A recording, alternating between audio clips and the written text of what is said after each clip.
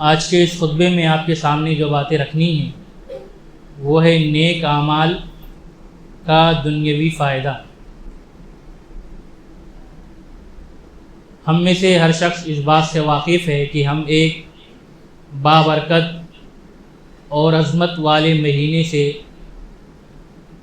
رخصت ہو کر کے ایک دوسرے مہینے میں داخل ہوئے ہیں، لیکن اس کا مطلب یہ نہیں ہے کہ رمضان رخصت ہوا تو سارے نیک اعمال، ساری عبادتیں، ہر وہ کام جو ہم اللہ رب العالمین کو راضی کرنے کے لیے اس مہینے میں کر رہے تھے وہ چھوڑ دیں، یا ان تمام اعمال سے دستبردار ہو جائیں اور پھر اگلے رمضان کا انتظار کرنے لگ جائیں۔ شیخ صالح فوزان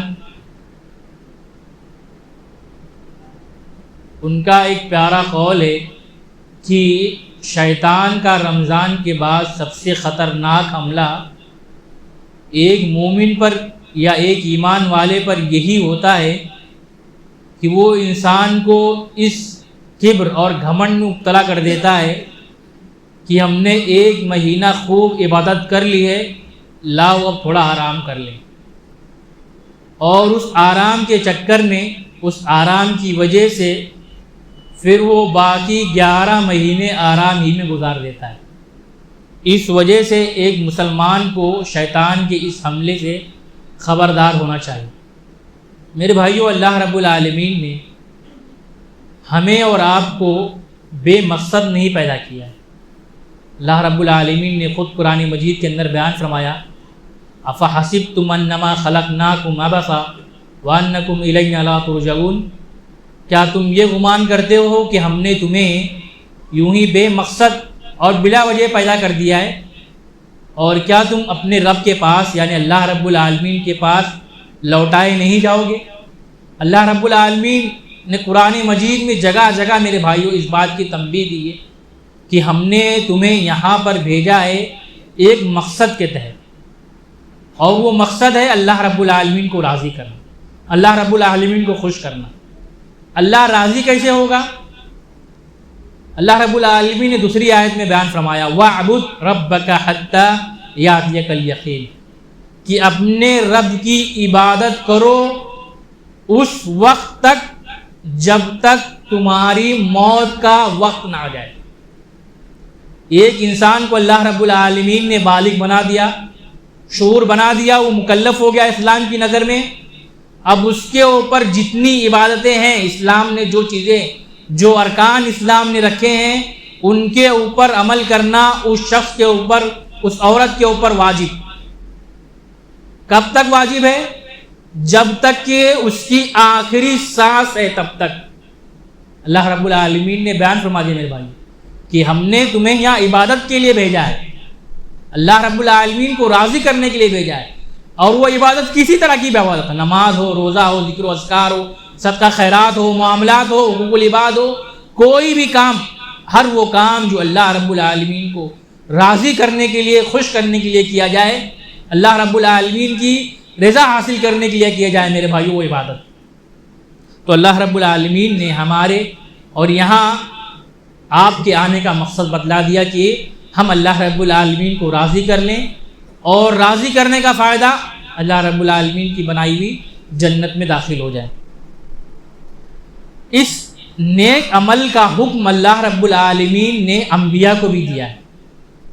انبیاء سے بھی کہا، یا ایھا الرسل کلوا من طیبات واعملوا صالحا انی بما تعملون علیم، اے رسولو، ہم نے تمہیں بھیجا ہے تو اس دنیا کے اندر جو حلال اور پاکیزہ چیزیں ہیں اسے کھاؤ پیو۔ اللہ رب العالمین نے اس آیت کے اندر ایک بہت اہم نقطہ بتا دیا میرے بھائیوں کہ اگر حلال روزی نہیں ہے اور تم عمل پہ عمل کیے جا رہے ہو، وہ اللہ کی بارگاہ میں مقبول نہیں۔ اللہ رب العالمین کے ہاں اس عمل کا تمہارے لیے کوئی بدلہ نہیں ہے اللہ رب العالمین کے ہاں۔ اسی لیے اللہ رب العالمین تنبیہ کر رہا ہے انبیاء کو، اے انبیاء پہلے حلال چیز سے اپنے آپ کی پرورش کرو، حلال چیز کھاؤ، پھر نیک عمل کرو تو وہ اللہ رب العالمین کی بارگاہ میں قبول ہو۔ اللہ کے نبی صلی اللہ علیہ وسلم نے ایک حدیث میں کیا بیان فرمایا؟ ایک شخص حج پر جا رہا ہے، ایک عظیم عبادت حج، جس کے کرنے سے اللہ کے نبی صلی اللہ علیہ وسلم نے بیان فرمایا کہ اگر کسی کا حج مبرور ہو جائے تو وہ گناہوں سے ایسے ہی پاک ہو جاتا ہے جیسے آج اس کی ولادت ہوئی، آج کے دنوں پیدا ہوا ہے۔ ایک معصوم بچہ جس طرح گناہوں سے پاک اس دنیا کے اندر آتا ہے، اگر کسی کا حج مبرور ہو جائے تو اس حج پہ جا رہا ہے اور وہاں پر اتنی مقدس سرزمین پر جانے کے بعد وہ اللہ رب العالمین کی بارگاہ میں ہاتھ اٹھا رہا ہے اور دعا کر رہا ہے کہ اللہ رب العالمین مجھے معاف کر دے، اللہ مجھے بخش دے۔ اللہ کے نبی صلی اللہ علیہ وسلم نے کہا، میرے صحابہ بتلاؤ اللہ رب العالمین اس کو کیسے معاف کرے، اس کو کیسے اللہ رب العالمین معاف کرے گا؟ اس کا کھانا حرام، اس کا پینا حرام، اس کا لباس حرام اور اس کی پرورش بھی پوری کی پوری حرام مال سے ہوئی ہے، اور یہ اللہ رب العالمین کی بارگاہ میں ہاتھ اٹھا کر کے دعا کر رہا ہے، بخشش اپنے طلب کر رہا ہے، اللہ کیسے معاف کرے؟ رزق حلال بہت ضروری ہے میرے بھائی۔ اس لیے آپ اصحاب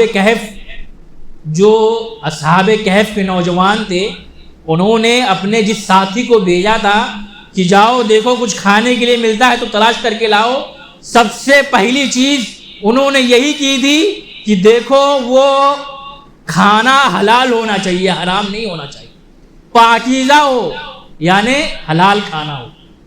تو اللہ رب العالمین نے انبیاء کو مخاطب کیا میرے بھائیوں، تو ہمیں اور آپ کو سمجھنے کی ضرورت ہے کہ اگر ہمارا مال حرام میں ملوث ہے، آمیزش ہے اس میں، تو ہمارا کوئی بھی عمل اللہ رب العالمین کی بارگاہ میں قبول نہیں ہوگا۔ پھر آگے اللہ رب العالمین نے بیان فرمایا وَاعْمَلُوا صَالِحًا، اور نیک عمل کرو، کیوں؟ اِنِّی بِمَا تَعْمَلُونَ عَلِيمٌ، کہ جو کچھ تم کر رہے ہو میں اس سے باخبر ہوں، جو کچھ تم کر رہے ہو۔ اللہ رب العالمین انبیاء کو کہہ رہا ہے میرے بھائی، اللہ جب انبیاء کے عمل سے باخبر نہیں تو ہمارے اور آپ کے عمل سے باخبر کیسے ہو سکتا ہے؟ پھر دوسری آیت میں اللہ رب العالمین نے بیان فرمایا الذی خلق الموت والحیات لیبلوکم ایکم احسن عملا، کہ اللہ رب العالمین نے اس زندگی کو اور اس موت کو آزمائش بنایا ہے۔ اللہ رب العالمین نے ہمیں بھیجا ہی آزمائش کے لیے میرے بھائی، کہ ہم میں سے کون ہے جو نیک عمل کر کے اللہ رب العالمین کو راضی کر لے جائے، اللہ رب العالمین کے یہاں کامیاب ہو جائے۔ اور احسن عمل، رب العالمین نے کہا کہ کون ہے جو احسن عمل، بہترین عمل کرنے والا ہے۔ اور کوئی بھی عمل، احسن عمل، بہتر عمل کب بنتا ہے؟ جب اس کے اندر اخلاص ہو، آپ خلوص سے وہ عمل کریں، اور دوسرا وہ عمل رسول اللہ صلی اللہ علیہ وسلم کے بتائے ہوئے طریقے کے مطابق۔ اگر اس میں اخلاص نہیں اور وہ عمل اللہ کے رسول کے بتائے ہوئے طریقے کے مطابق نہیں، وہ عمل احسن عمل نہیں ہو سکتا میرے بھائی۔ آپ کتنا بھی اچھا کرنے کی کوشش کریں، رسول اللہ کے بتائے ہوئے طریقے کے ہٹ کر کے اگر ہم کوئی عمل کر رہے ہیں، وہ عمل احسن عمل نہیں ہو سکتا۔ فائدہ کیا ہے میرے بھائیوں؟ اگر ہم نیکی کے اعمال کریں گے، ایک چیز ضمن میں بتا دوں کہ نیک اعمال میں سے میرے بھائیوں شوال کے 6 روزے بھی، شوال کے 6 روزوں کی فضیلت اللہ کے نبی صلی اللہ علیہ وسلم نے بیان فرمائی کہ اگر کوئی رمضان کے روزے رکھنے کے بعد شوال کے 6 روزے رکھتا ہے، گویا اس نے پورے سال کے روزے رکھے، پورے سال روزہ رکھنا۔ اب شوال کے روزے آپ چاہیں تو شروع میں رکھیں شوال میں، یا شوال کے اخیر میں رکھیں، چاہے ایک ساتھ 6 روزے رکھیں، چاہے تو الگ الگ رکھیں، علماء نے رخصت دیے۔ آپ کے لیے یہ ضروری نہیں ہے کہ آپ ایک ساتھ جس طرح رمضان کے روزے رکھتے ہیں وہ رکھیں، آپ اپنی سہولت کے حساب سے، لیکن شرط یہ ہے کہ وہ صرف اس شوال کے مہینے میں ہو بس، تو آپ کو اس کی فضیلت اور اس کا ثواب حاصل ہوگا۔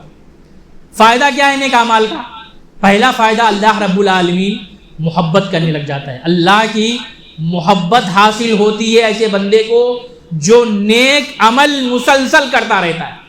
اللہ کے نبی صلی اللہ علیہ وسلم نے بیان فرمایا اللہ رب العالمین بیان فرماتا ہے کہ میرا بندہ فرائض کے ساتھ ساتھ نوافل کا اہتمام کرتا ہے، چاہے نفلی نماز ہو، چاہے نفلی روزہ ہو، چاہے نفلی صدقہ خیرات ہو، چاہے نفلی حج اور عمرہ ہو، کوئی بھی عمل ہو، اگر ہم نفلی کر رہے ہیں اللہ رب العالمین کہتا ہے کہ بندہ اس کے ذریعے سے میرا قرب حاصل کرتا ہے اور اتنا قریب ہو جاتا ہے کہ میں اس سے محبت کرنے لگ جاتا ہوں۔ سوچو، رب اپنے اس بندے سے محبت کرنے لے جاتا ہے اور وہ محبت وہیں تک رکتی نہیں۔ اللہ رب العالمین حضرت جبریل علیہ السلام کو بلاتے ہیں اور کہتے ہیں جبریل سنو، میں فلاں بندے سے محبت کرتا ہوں، تم بھی اس سے محبت کرو۔ حضرت جبریل جا کر کے آسمان میں اعلان کرتے ہیں کہ فرشتوں سن لو، اللہ رب العالمین فلاں بندے سے محبت کرتا ہے، جبریل اس سے محبت کرتے ہیں، لہذا تم سب اس سے محبت کرو۔ اس بندے کا نام آسمان میں گونجتا ہے میرے بھائیوں، جو نیک اور عمل صالح کو لازم پکڑتا ہے۔ دوسرا فائدہ، اللہ رب العالمین اس کے مال کی اور اس کے اولاد کی حفاظت کرتا ہے۔ ایک نیک شخص نیکی کر کے اس دنیا سے گیا ہے، اللہ رب العالمین اس کے مال کی بھی حفاظت کر رہا ہے اور اس کے اولاد کی بھی حفاظت کر رہا ہے۔ آپ دیکھیں سورہ کہف کے اندر حضرت موسیٰ علیہ السلام اور حضرت خضر علیہ السلام کا واقعہ۔ حضرت خضر نے دیوار سیدھی کر دی تھی ان دو یتیم بچوں کی، اور حضرت موسیٰ سے کیا تعبیر بیان کی تھی کہ ان کے والدین نیک اور صالح تھے، ان کے والدین نیک اور صالح تھے، اس وجہ سے میں نے ان کے خزانے کو محفوظ کر دیا ہے۔ اللہ رب العالمین مال کی بھی حفاظت کر رہا ہے اور اللہ رب العالمین اولاد کی بھی حفاظت کر رہا ہے۔ تیسرا فائدہ، اگر انسان کسی دنیاوی مشکلات اور پریشانی میں مبتلا ہے، اللہ رب العالمین اس نیک اور صالح عمل کی برکت سے، اس نیک اور صالح عمل کے وسیلے سے اللہ رب العالمین اس کی دنیاوی تکلیف کو دور کر دے گا۔ صحیح بخاری صحیح مسلم کا واقعہ، 3 لوگ جا کر کے گھاٹ میں پھنس جاتے ہیں، لمبا واقعہ بخاری کے اندر مسلم کے اندر دیکھ سکتے ہیں اس کو۔ اللہ رب العالمین ان تینوں کو ان کے نیک عمل کی وجہ سے، جو انہوں نے کیا تھا اس نیک عمل کے برکت سے، اللہ رب العالمین اس غار سے جس کا دروازہ بالکل بند، جس سے نکلنا ناممکن، اللہ رب العالمین اس دنیا کے اندر انہیں اس سے نجات دیتا ہے۔ تو اللہ رب العالمین اس دنیا کے اندر بھی نیک عمل کی بنا پر ایک بندے کو نجات دیتا ہے میرے بھائیوں۔ تو نیک اعمال ہمیشہ سے آدمی کو کرنا ہے، اور ہمیشہ تک، جہاں تک آدمی کی آخری سانس ہے میرے بھائیوں، تب تک ایک بندے کو اللہ رب العالمین کے لیے اس کی عبادت، اس کے لیے نیک اعمال اور صالح اعمال کرتے رہنا ہے۔ ایسا نہیں کہ رمضان ختم ہوا تو نیک اعمال ختم ہو گئے۔ رب وہی ہے میرے بھائیوں جو رمضان کا رب ہے، وہ باقی 11 مہینوں کا بھی رب وہی ہے۔